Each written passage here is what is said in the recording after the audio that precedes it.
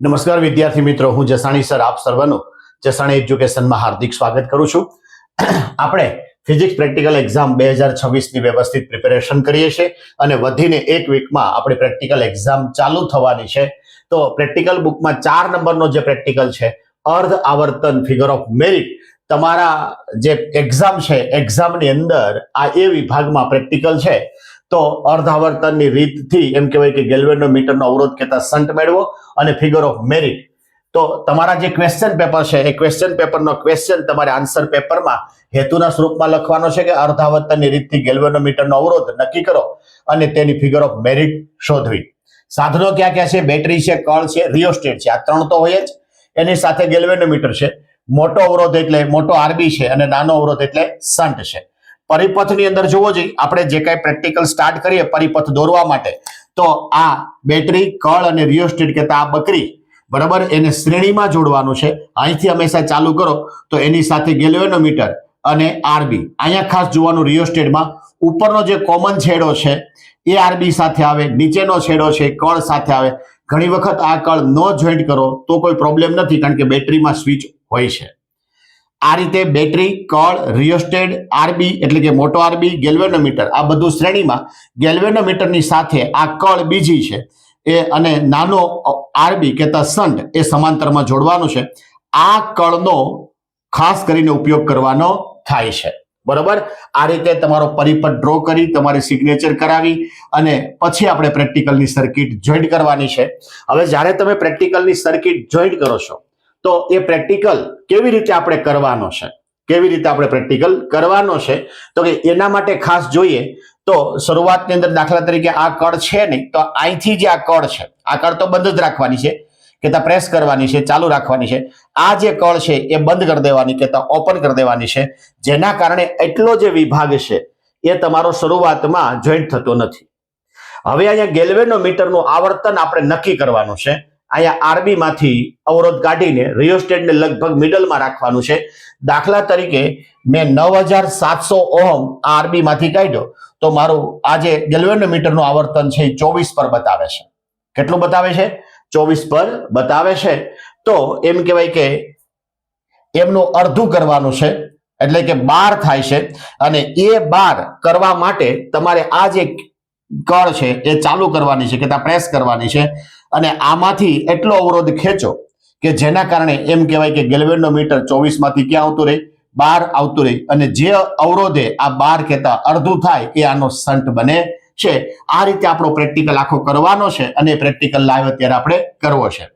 જો જે half deflection figure of merit કે શોધવાનો છે, જેના ઇન્સ્ટ્રુમેન્ટની વાત કરીએ તો આ બેટરી છે, જે વેરિયેબલ છે, 2 વોલ્ટ, 4 વોલ્ટ, 6 વોલ્ટે રાખી શકાય. ગેલ્વેનોમીટર છે, બરાબર છે. એની સાથે આ નાનો અવરોધ પેટી જેને શન્ટ કહેવામાં આવે. આ આરબી એટલે મોટો અવરોધ છે. 50 ઓહ્મનો રિયોસ્ટેટ છે અને ખાસ કરીને કળ છે. આ ઇન્સ્ટ્રુમેન્ટમાં એમ કહેવાય કે કેવી રીતે જોડાણ કરવાનું છે, તો કે આ આરબી, રિયોસ્ટેટ અને ગેલ્વેનોમીટર એટલી વસ્તુ શ્રેણીમાં જોડવાની છે. 1, 2, 3 અને 4 આ શ્રેણીમાં જોડવાની છે. એની સાથે આ શન્ટ સમાંતરમાં જોઈન્ટ કરવાનો છે અને વચ્ચે આપણે આ કળ મૂકવાની છે. કળનું કામ થાય સ્વિચ ઓન ઓફ કરવાનો, કે પ્રવાહ કટ કરવો હોય તો કરી શકાય. જોજી, અહીંથી મેં આ બેટરી ચાલુ કરું. હવે પહેલા જોડાણ જોઈ લઈએ. બેટરી, મોટો આરબી, ગેલ્વેનોમીટર અને રિયોસ્ટેટ આ શ્રેણીમાં છે. બેટરીનો આ ઋણ મેં આરબી, આ મોટા આરબીના એક નોબમાં જોડ્યો. એનો બીજો જે છેડો છે એ ફરજિયાતનું ગેલ્વેનોમીટર, ગેલ્વેનોમીટરનો જે છેડો છે રિયોસ્ટેટ, અને રિયોસ્ટેટનો જે કોમન છે એ બેટરીમાં આ શ્રેણી થયું. આ ગેલ્વેનોમીટર સાથે કળ અને આ શન્ટ કહેતા નાનો આરબી એ હંમેશા સમાંતરમાં જોડાય છે. જો તમને દેખાય, સમાંતરમાં જોડાય છે. અત્યારે મેં અહીંયા કળ ચાલુ નથી કર્યા, કહેતા પિન ખુલ્લી છે. આ પિન ખુલ્લી રાખવાની છે. બેટરી ચાલુ કરતા પહેલા આમાંથી મેક્સિમમ અવરોધ કાઢવાનો, કારણ કે ગેલ્વેનોમીટર સેન્સિટિવ છે, પૂર્ણ આવર્તન બતાવશે. હવે પદ્ધતિ એવી છે કે આમાંથી મારે અવરોધ ખેંચવાનો અને આના બેકી સંખ્યાની અંદર આપણે એ ગેલ્વેનોમીટરને સેટ કરવાનો છે. જોતા જઈએ. પહેલા હું 10,000 આ ખેંચી લઉં, બરાબર, અને હું બેટરી સ્ટાર્ટ કરું. બેટરી સ્ટાર્ટ કરું એટલે લગભગ અત્યારે જોવો જોઈએ ક્યાં બતાવે છે? 28 ની આજુબાજુ બતાવે છે. 28 ની આજુબાજુ બતાવે છે. તો આ જે મોટો અવરોધ છે એ કેટલો ઓહમ છે?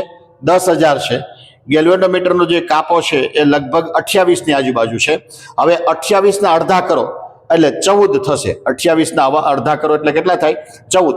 એ 14 કરવા માટે હું આ કળ જોઈન્ટ કરું એટલે શન્ટ જોઈન્ટ થયો છે અને આમાંથી એવો અવરોધ ખેંચું, દાખલા તરીકે 100 ખેંચું. જોવો જી 14 થઈ ગયું. આ શન્ટ કેટલો થયો? 14. ત્યારે આ ગેલ્વેનોમીટર ક્યાં આવી ગયું? 14 આવી ગયું. માટે એને હાફ ડિફ્લેક્શન કહેવામાં આવે છે. શું કહેવામાં આવે? હાફ ડિફ્લેક્શન કહેવામાં આવે છે. આ પહેલું અવલોકન થયું. હવે દાખલા તરીકે તમારે બીજું અવલોકન કરવું છે. પહેલું અવલોકન પૂર્ણ કર્યા પછી બીજું અવલોકન મારે લેવું છે. તો આ જે કળ છે એ ખુલ્લી કરી નાખું. હવે દાખલા તરીકે આમાંથી હું વધારાનો 12,000 ખેંચું છું, 2,000 ખેંચું એટલે ટોટલ કેટલું થયું? 12,000. અહીંયા જોવો જી ગેલ્વેનોમીટર 24 છે આંકડો બતાવે છે, દર્શક આ તો 24 છે. હવે હું આ શન્ટ ચાલુ કરું તો ખાલી આ પિન કરી શન્ટ ખાલી કી ચાલુ કરું તો ઓટોમેટિક બહાર આવી ગયો. એનો મતલબ એ થયો કે હવે આમાંથી આપણે અવરોધ ખેંચવાનો થતો નથી, કારણ કે શન્ટ હંમેશા કેવો હોય? અચળ હોય છે. ગેલ્વેનોમીટરનો અવરોધ બદલાતો નથી. એટલે બીજું અવલોકન થયું. પહેલું રીડિંગ આ કેટલું આવ્યું? 10 + 2 એટલે 12,000. ત્યારે કેટલે હતો? 24. એનું હાફ ડિફ્લેક્શન કરતા 12 કર્યું ત્યારે પણ શન્ટ કેટલો છે? 100 છે. હવે ત્રીજું અવલોકન મારે લેવું છે. તો પહેલા આને હું આ ખોલી નાખું. હજી હું બીજા બે લઉં તો ટોટલ કેટલું થયું? 10 + 2 + 2 14. ત્યારે કાપો ક્યાં આવ્યો? 20. હવે 10 આવવો જોઈએ. તો આ જ્યારે આમ કરી આમ પિન ફિટ કરું તો ઓટોમેટિક ક્યાં આવી ગયો? 10. આમાંથી મેં અવરોધ ખેંચ્યો નથી. એનો મતલબ એ થયો કે શન્ટ કેવો છે? અચળ છે. આ રીતે ઓબ્ઝર્વેશન ટેબલની અંદર લખી અને પછી પાછું આપણે એમ કહેવાય કે આનું કેલ્ક્યુલેશન કરવાનું થાય છે. સર્કિટ જોઈન્ટ કરી દીધા પછી બરોબર બતાવવાની છે. હવે આપણે પ્રેક્ટિકલ ચાલુ કરીએ તો પહેલા બેટરીનું વિદ્યુત ચાલક બળ આપણે 2 વોલ્ટે રાખવું છે. 4 વોલ્ટે પણ રાખી શકાય, બરોબર છે. 6 વોલ્ટે પણ રાખી શકાય.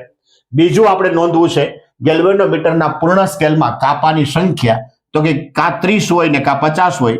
આપણી પાસે અત્યારે પ્રેક્ટિકલમાં જે ગેલ્વેનોમીટરનો યુઝ કર્યો છે કેટલી કાપાની સંખ્યા છે? 30 છે. ઓબ્ઝર્વેશન ટેબલ ગોખવાનું નથી. પહેલો સિરિયલ નંબર, બીજું મોટો અવરોધ, આમાંથી આપણે જે અવરોધ ખેંચવો એ ગેલ્વેનોમીટરનું આવર્તન જે આપણે નક્કી કરવાનું ક્યાં સ્કેલ રાખો એનું અડધું કરો એટલે આ θ/2 અને આ શન્ટ આમાંથી ખેંચવાનું છે. અને G ની વેલ્યુ તો કે RS R-S. એક આ સૂત્ર ખાસ યાદ રાખવું પડશે કે ફિગર ઓફ મેરિટ એટલે કે અહીંયા ઉપર એટલે કે આપણો જે વોલ્ટેજ લીધો એ E R+G બરાબર ગુણ્યા θ.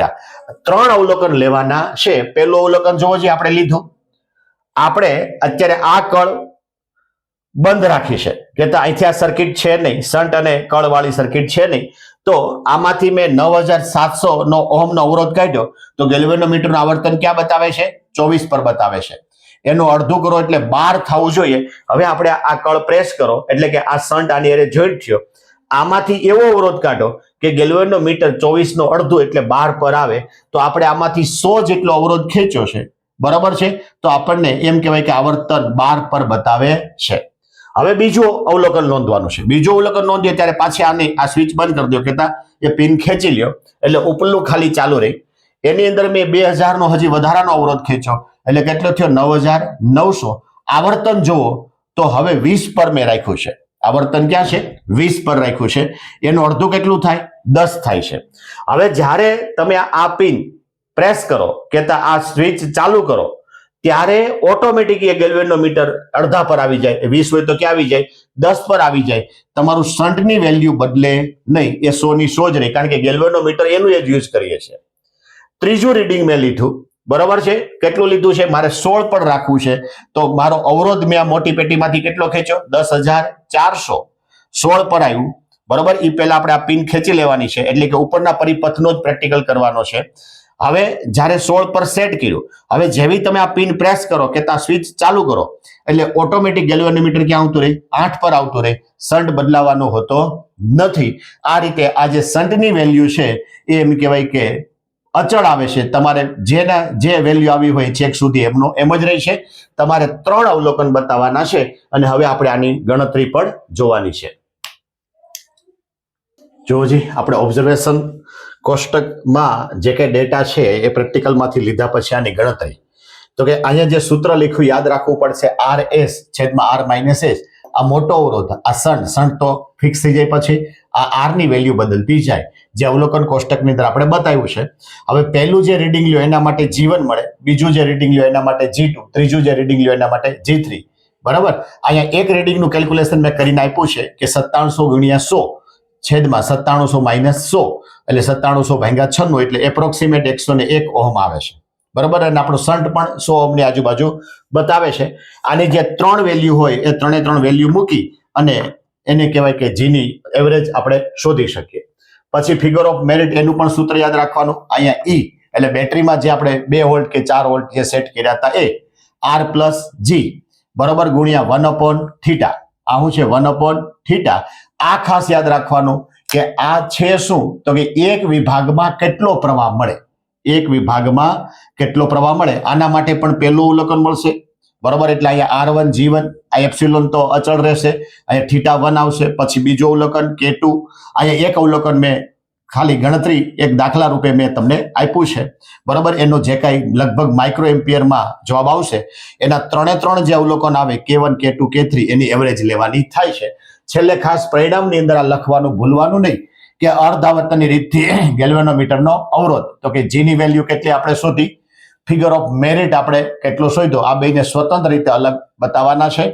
આ પ્રેક્ટિકલમાં એમ કહેવાય કે કેવા પ્રકારના પ્રશ્નો પૂછે તો કે ગેલ્વેનોમીટરનો સિદ્ધાંત પૂછે, એની રચના, ગેલ્વેનોમીટર પરના પ્રશ્નો પૂછે, નાના મોટા આરબી છે તો એના લગતા પ્રશ્ન પૂછે, શન્ટ ન લગતા પ્રશ્ન પૂછે, શન્ટનું કામ શું, ફિગર ઓફ મેરિટનું સૂત્ર, જીની વેલ્યુ અથવા તો જીનું સૂત્ર, બેટરીનો ઉપયોગ, બેટરી એલિમેન્ટ, બરોબર, રિયોસ્ટેટનું જોડાણ કેવી રીતે કરવું, બરોબર, અને આ બધાના ઉપયોગ આવા પ્રકારના ક્વેશ્ચન વાઇવાની અંદર પૂછતા હોય છે.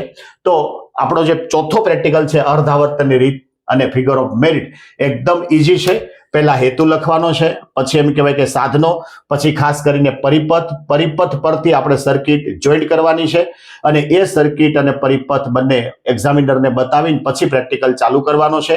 આપણા વિડીયોમાં લાઈવ પ્રેક્ટિકલ આપણે બતાવ્યો છે, એના પરથી ઓબ્ઝર્વેશન ટેબલના ડેટા, પછી ગણતરીમાં જીનું સૂત્ર પરની 3 ગણતરી, કેના સૂત્ર પરની 3 ગણતરી, બેયની એવરેજ, છેલ્લે પરિણામ અને વાઇવાના કેવા પ્રશ્નો પૂછે આ બધું તો કે એકદમ ઈઝી ભાષામાં છે અને દરેક વિદ્યાર્થી સમજી શકે. પછી ગુજરાતી મીડિયમમાં હોય કે ઇંગ્લિશ મીડિયમમાં તો વધારે આ વિડીયો વિદ્યાર્થીને ફાયદાકારક બને એના માટે અમારી જે ચેનલ છે જસાણ એજ્યુકેશન ચેનલને શેર, લાઇક અને સબસ્ક્રાઇબ કરવાનું ભૂલતા નહીં.